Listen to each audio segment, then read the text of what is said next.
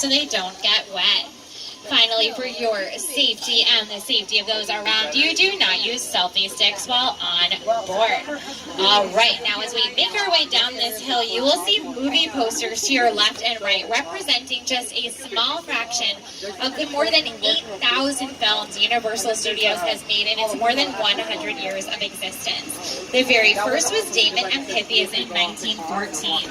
Now, Carl Laemmle founded Universal Studios in Universal City, and his vision, that's him right there on your screens, our founder, his vision was to create a city entirely devoted to making movies. And this really is its own city, complete with a postal zip code, sub-sheriff station.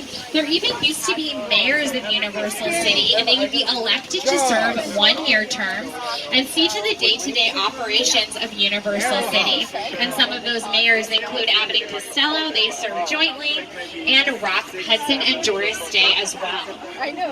Now here on the right is a real working fire station that serves Universal City, one of the only real things you will see today on the tour.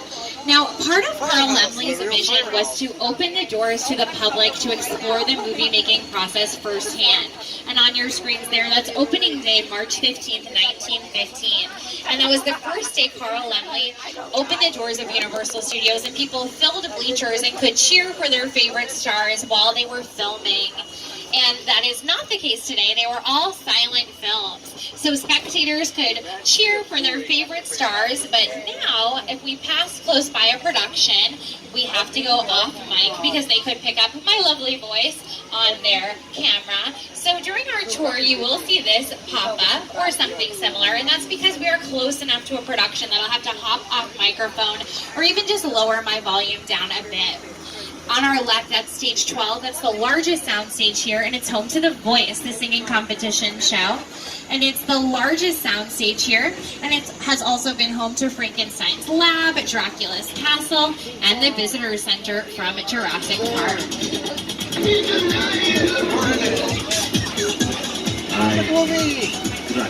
Oh, well, they're all awesome movies. Go made by Universal. Oh, that's where they stole from the rest of the world. That's where they The Fast and Furious franchise. It never ends. Yeah. The next question is, what are they building? We passed up by these sound stages on the left, but that on your screen is what the inside of a Good sound stage question. looks like. Inside It's a big warehouse-like building, at Universal. and it's 98% soundproof with the doors closed. So a lot of films have been made in these sound stages to the left, like Red Dragon, Scenes for Psycho, and Fast Times at Ridgemont High. And we're coming up to stages 16 and 17, and they're home to Superstore, starring America Ferrera and Ben Feldman. And the set for Superstore is a big box retail store called Cloud 9, and it takes up 3 sound stages here. And you can see their doors are open a bit there on that sound stage.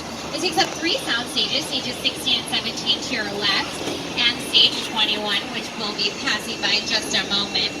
Now, on your left, this may just look like an ordinary parking structure, but it was actually the Lost World Jurassic Park.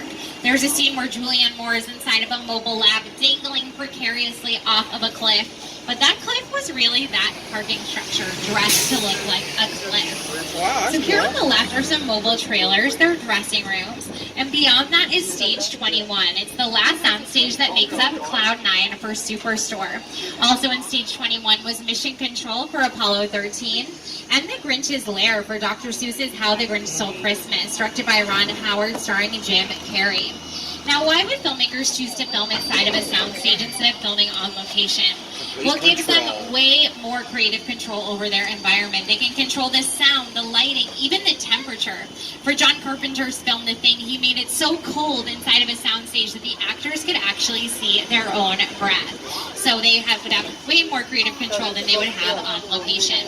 Now, the head of the studio in 1964 was Lou Wasserman, and he embraced television while other studios were just focusing on filmmaking.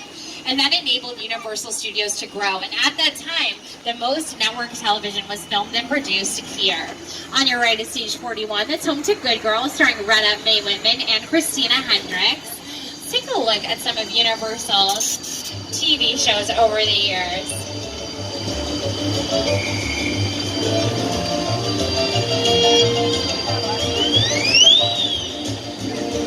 minions.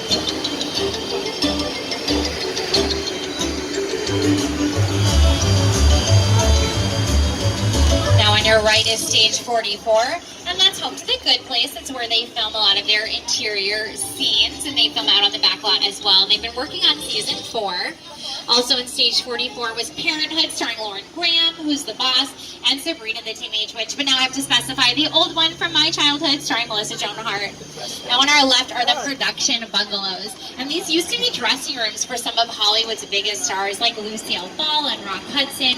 But now they're production offices for directors, writers, and producers. Illumination Entertainment is here. They're behind the Despicable Me franchise, and they brought us Secret Life of Pets 2 this summer, and there'll be a new attraction for that in the park next summer. Brownstone Street Productions is here. That's Elizabeth Banks Production Company, and they're behind the Pitch Perfect franchise.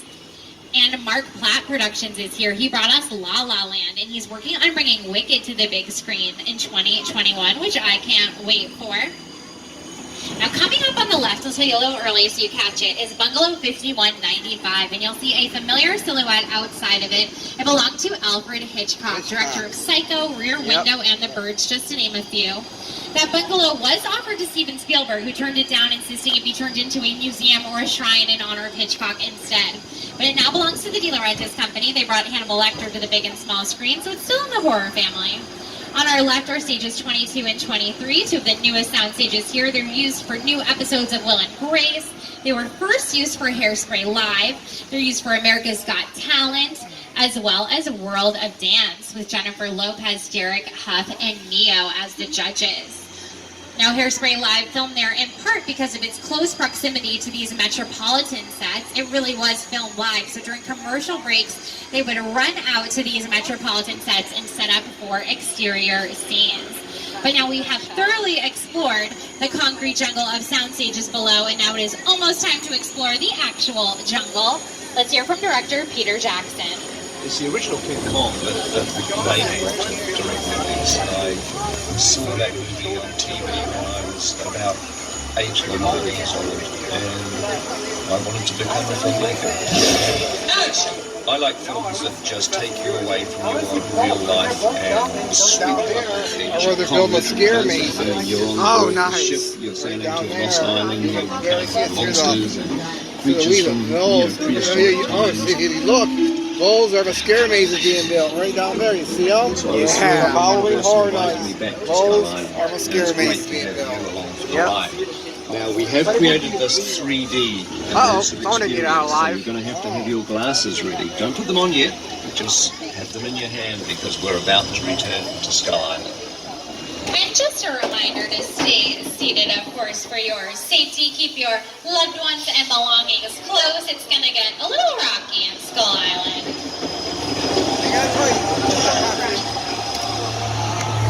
I'll never let you go, Bossy!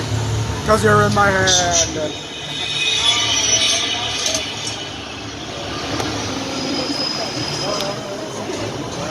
Hold on, boys. It's about to get rough.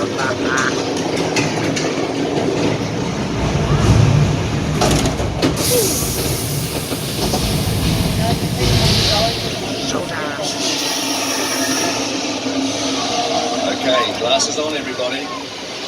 We're back in Skull Island.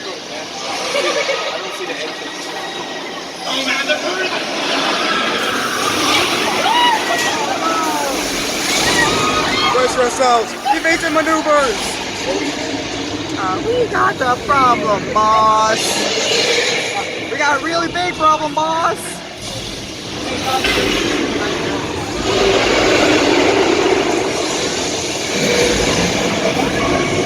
Dog, save us.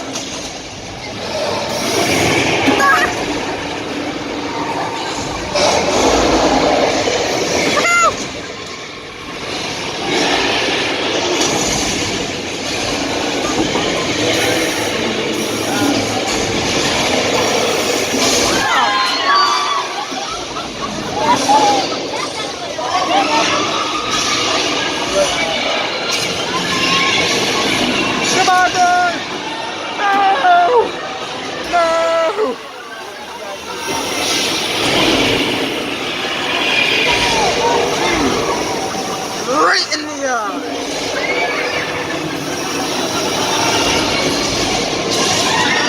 I'm getting a backpack here.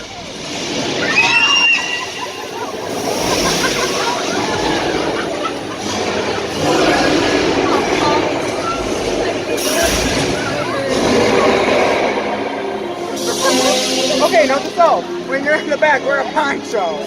Let me get whiter back here. Okay, I took a bath.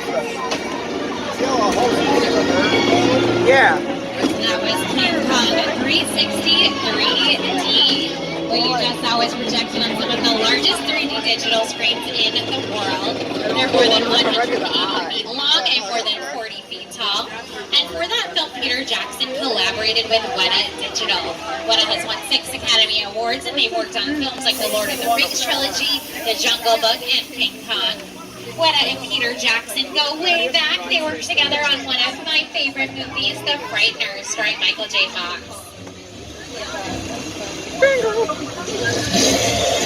With a project like the studio tour, the audience is in the middle of the environment. They're looking in all directions. There's creatures coming at them. They're seeing Kong from this side and T-Rexes from the other side. Working on a movie, we always know what the people are looking. They're looking straight ahead. They're looking at the shot that we're working on. Here you have to take into account that people are looking in all directions. Also, one of the things about this ride, unlike the movies that we're used to working on, there's no cuts. Because it's one giant shot. This tram that's driving along through Skull Island is where the camera's from. This ring represents where the screen is 10 meters away. We're really creating about 50 minutes of a feature film. That amount of visual information, that number of pixels, and presenting them to the audience, it's a hell of a ride.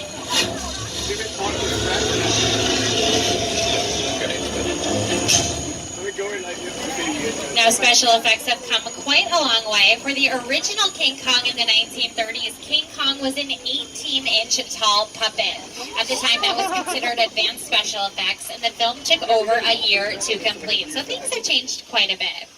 Now, you may have noticed during that film that our tram got pulled into the action. Poor Car 5. Now, that made our tram a picture car. Any car that appears on screen in a TV show or a movie, we call it a picture car. But not just cars, it could be a tram like ours, a train, a bus, even a bicycle or an airplane. If it appears on screen, we call it a picture car. And some picture cars are so memorable and recognizable, they become more famous than the actors driving them. So here on the left are some of Universal's famous picture cars. Look out!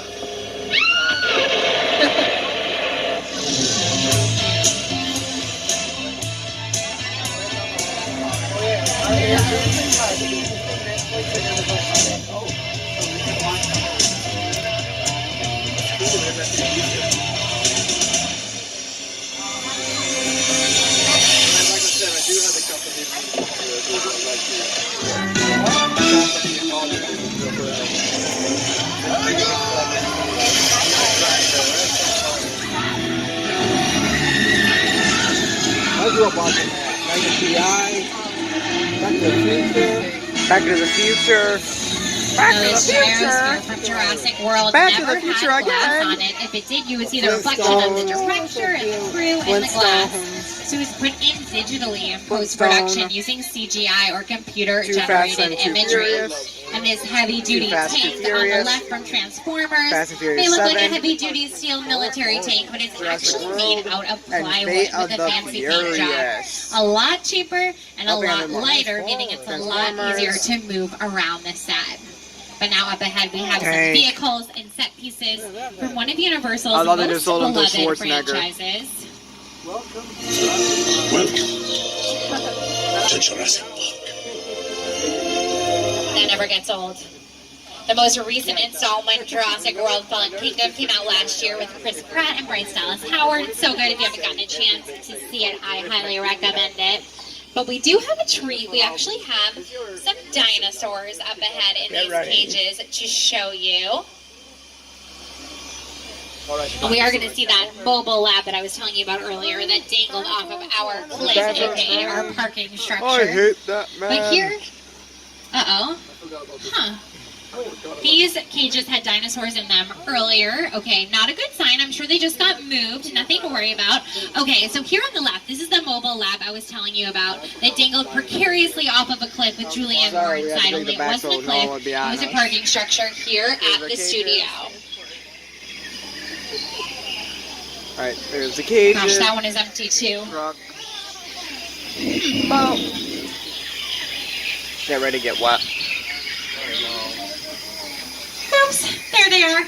Sorry folks, don't worry, their venom's just a little poisonous. Cover your We mouth. really have a dinosaur problem here.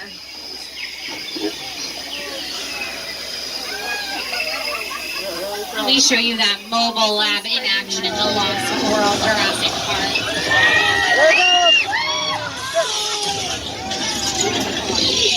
Oh, thank God, we made it.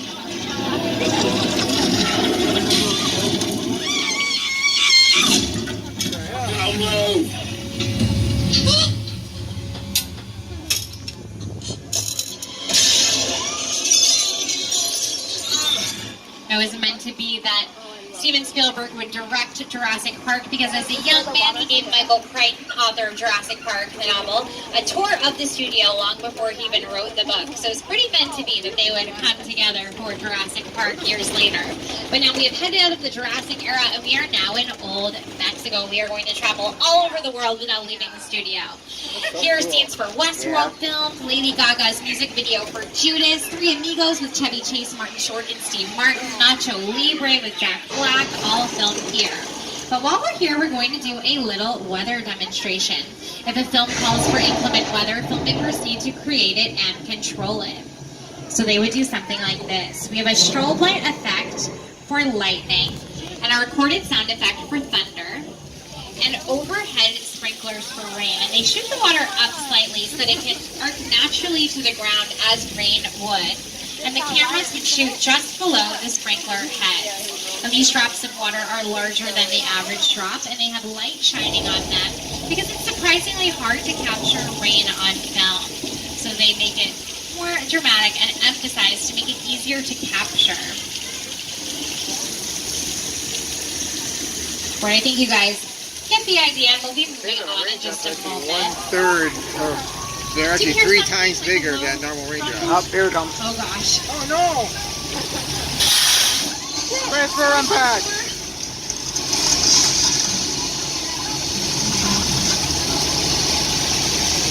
That flash of flood you just experienced is comprised of thousands of gallons of water released from the top of the hill. They're collected at the bottom and sent back up to the top for the next flash of flood. Here is that set and very flood effect in Big Fat Liar. You can't outrun the wolf, kid! Yeah, we'll see about that. Why not? Hang on,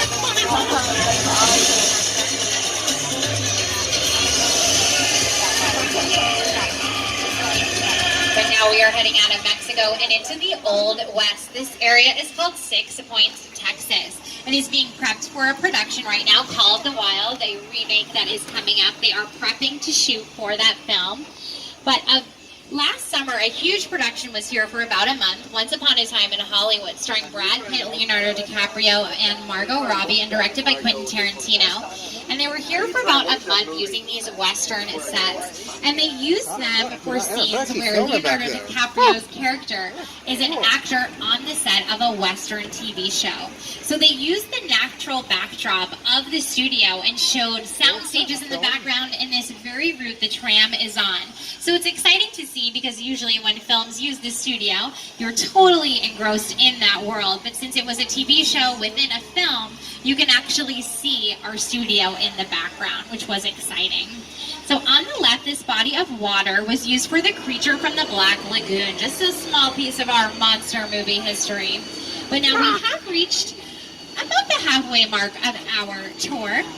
So I just want to remind everybody to stay seated during the entire tour.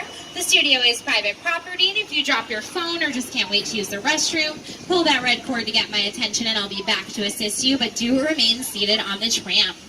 On your left, that's the outside of our Little Europe area. It's used for the good place. It's also where a lot of monsters were born, like the Mummy, Dracula, the Invisible Man, all filmed there, as well as some modern monsters that I love, like Buffy the Vampire Slayer and Angel.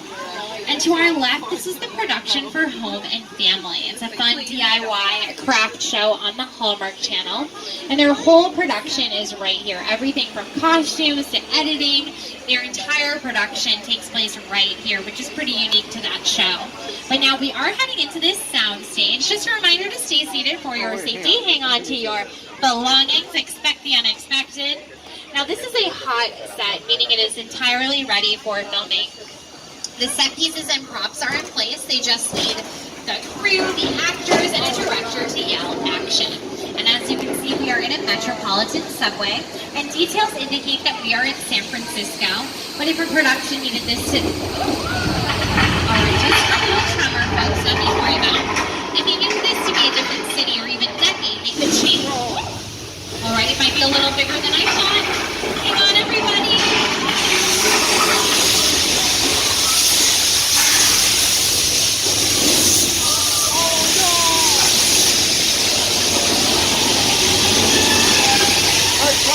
Earthquake country was a bad idea. Fire! Whoa!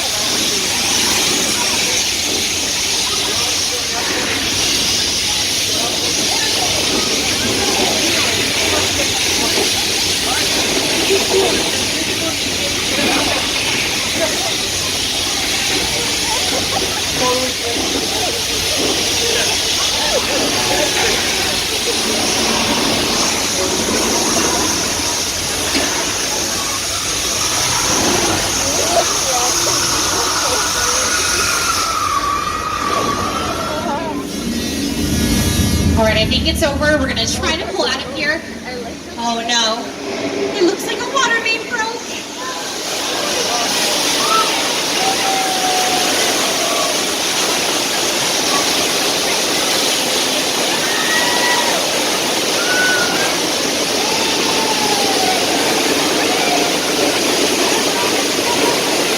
Congratulations, everyone. You just survived an earthquake, the big one.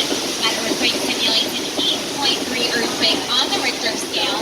And that set was used in an episode of Bones, starring Emily Deschanel and David Moranis, that included an earthquake.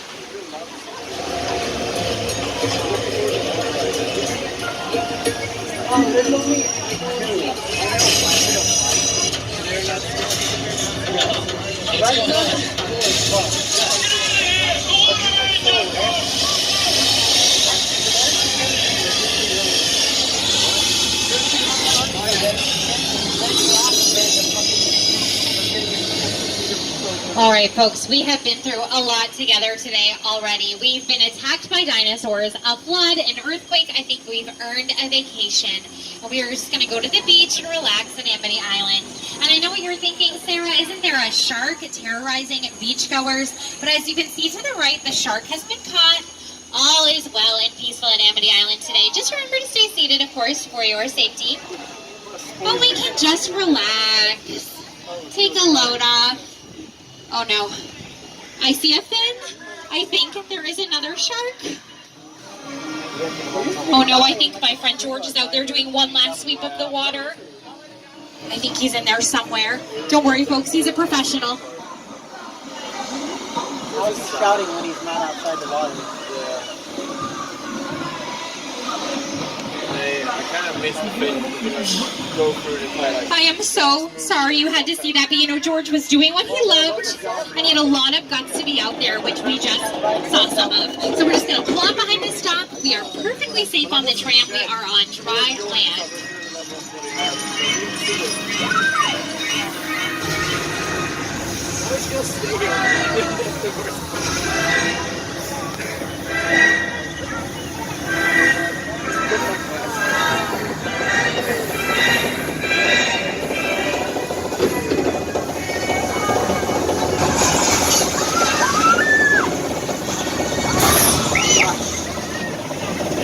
That mechanical shark you just experienced works a lot better than the shark that was used for Jaws. The shark for Jaws malfunctioned so badly on location at Martha's Vineyard that it sank to the bottom of the ocean, and they nicknamed the production Flaws. The shark was such an issue that Steven Spielberg had to get creative. Instead of showing the shark, he shot from the shark's perspective, implying it was there, with quick camera movement and water splashing, and left the rest to the audience's imagination, which is arguably much scarier. And just a heads up, we are approaching a quiet zone for Mindy Kaling's new show, Never Have I Ever, so I will have to hop off mic in just a moment. But this area to the left of Amity Island was also Cabot Cove, Maine, for Murder, She Wrote, for 12 seasons starring Angela Lansbury. And I love Angela Lansbury, so I make everyone watch the Murder, She Wrote clip.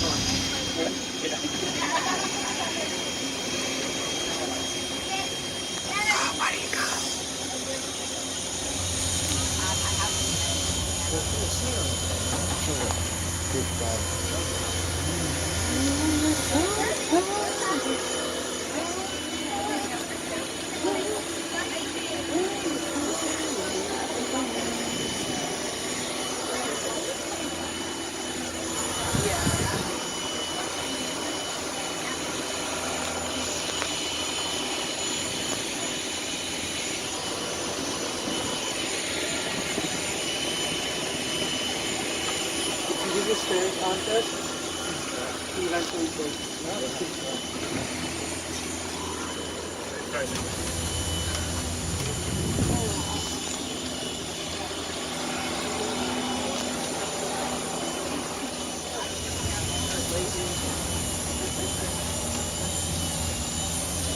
Don't give me that. doesn't help. There's water in the front of my. Oh, you're really getting closer.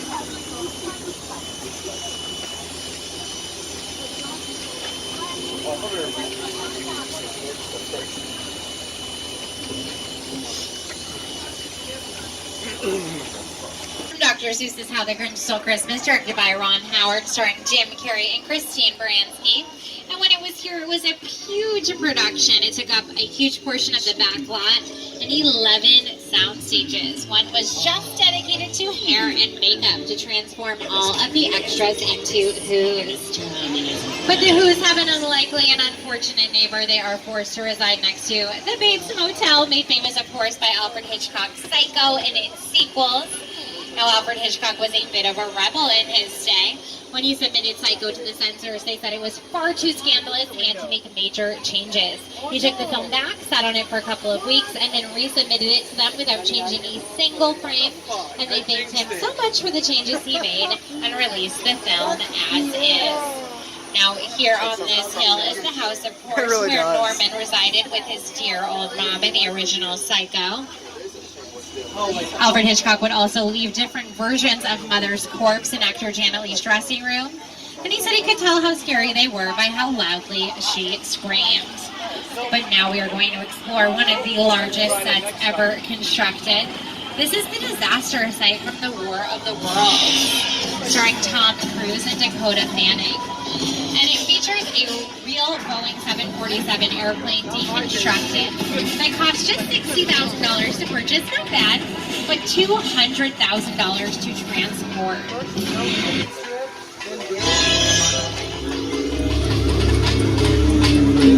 The airplane crash site is a perfect example of a set that is all designed around the vision that Steven had. And so, yeah, to sit down to talk about the way of the world. I thought, what if the 747 goes down right in a big neighborhood? I'm pretty sure It's just something you don't see. Huh. You're doing good. You're doing good. Keep nice on me. We'll walk through it. Listen, I want you to close your eyes, okay? Got them closed?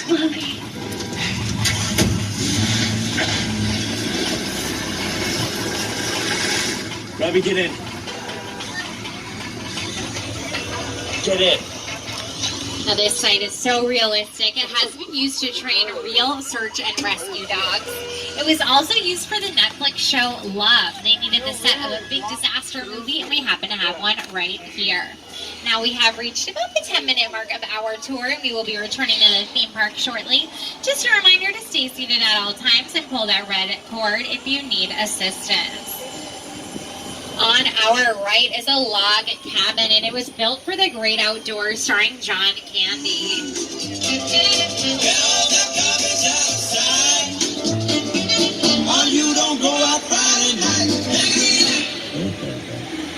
But beyond the log cabin is a big blue wall with a basin in front of it. Let me show you what that big blue wall looked like in the film Sully, starring Tom Hanks. Evacuate.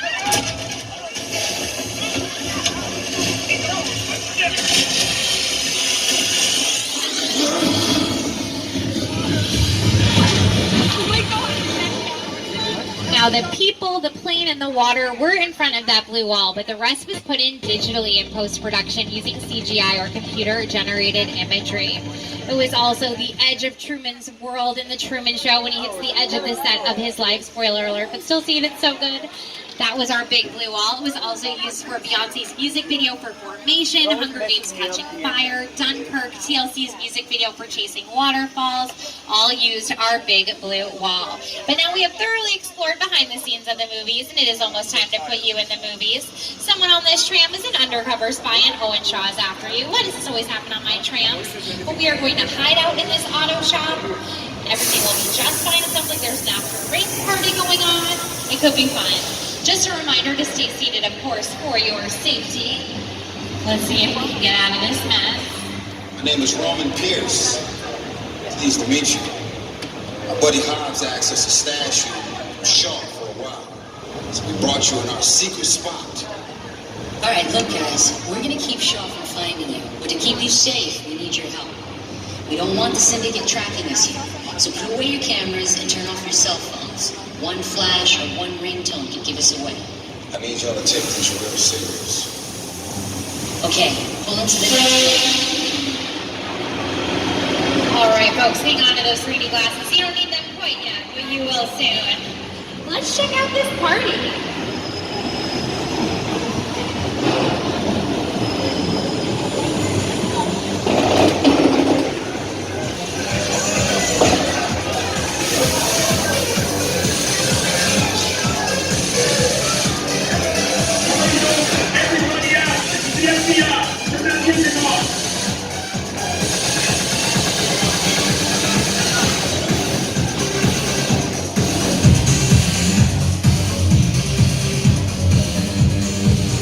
This is what we're doing. This is the race day after party. And what Roman Pierce, FBI, don't move. Bam, that's right, party's over. You know how long I took to iron this shirt, man? I'm not. You're under arrest right now. Thanks. Let's back up a little bit. Got it. It's like that. First of all, I don't work for you. Oh, really?